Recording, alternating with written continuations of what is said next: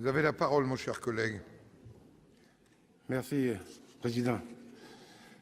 Monsieur le Président, Monsieur le rapporteur, Madame la Ministre, mes chers collègues, ayant déjà eu l'occasion de m'exprimer longuement en commission et lors de la discussion générale sur le projet de loi organique qui nous est soumis, je rappellerai simplement aujourd'hui l'esprit et la lettre d'un texte fondateur pour la Nouvelle-Calédonie et pour la France dans ses relations avec notre pays, le préambule de l'accord de Nouméa. Un préambule qui éclaire le texte que nous examinons aujourd'hui. On a su, au travers de ce préambule, mettre des mots sur les non-dits de notre histoire commune. On a su parler des ombres et lumières de la période coloniale, pour reprendre la belle formule de l'accord. On a su reconnaître que le peuple kanak, peuple autochtone de Nouvelle-Calédonie, était un peuple colonisé qui avait été marginalisé aux frontières géographiques, économiques et politiques de son propre pays, selon le texte de l'accord. Un peuple dont l'identité a été niée dans ses fondements mêmes, ses langues, son lien à la terre, son rapport au temps et au monde. C'est pourquoi cette reconnaissance du fait colonial était indispensable.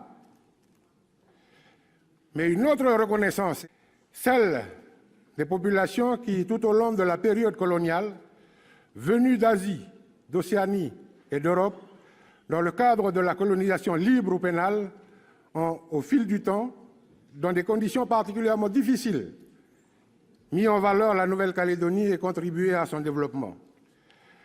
Ces populations ont là aussi, par leur participation à la construction du pays, acquis une légitimité à vivre en Nouvelle-Calédonie et à décider de son avenir.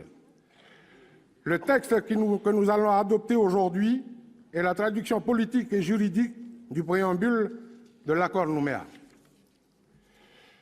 Il apporte une définition ultime au corps électoral référendaire qui devra se prononcer dans quelques mois sur l'avenir de notre pays. Ce texte contribue à la définition d'un peuple, le peuple calédonien, ce peuple de toutes les couleurs et de toutes les cultures qui, par le hasard de l'histoire du monde, est en train de se construire dans une petite île du Pacifique en Mélanésie. Un peuple qui a appris à conjuguer population autochtone et population venue d'ailleurs, comme l'a dit dans une belle formule le président du Sénat, notre collègue Gérard Larcher, lors de sa venue devant le Congrès de Nouvelle-Calédonie le 23 février 2016. Depuis les accords de Matignon, les Calédoniens ont refusé que les versions divergentes de l'avenir se règlent par une partition ethnique ou géographique.